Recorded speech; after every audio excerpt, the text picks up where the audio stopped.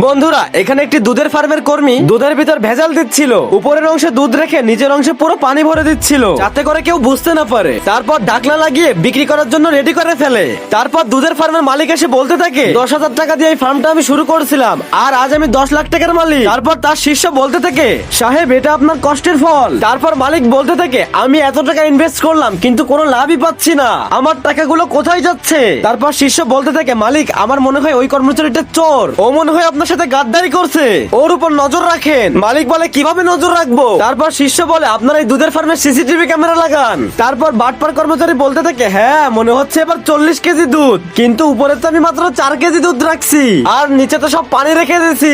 তারপর দুধ কেনার জন্য লোক চলে আসে। তারপর যেটি হয় সেটি দেখার আগে তুমি যদি টাকাকে ভালোবাসো তাহলে লাইক করো, আর যদি তুমি তোমার বাবাকে ভালোবাসো তাহলে আমাদের চ্যানেলটি সাবস্ক্রাইব করে দাও। তারপর বলতে থাকে, এত দেরি করে আসলি কেন?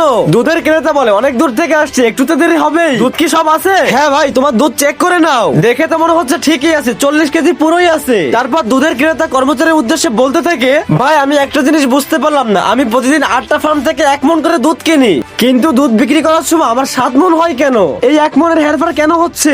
আমি এটা বুঝতে পারছি না, এই 1 মণ দুধ কোথায় যাচ্ছে?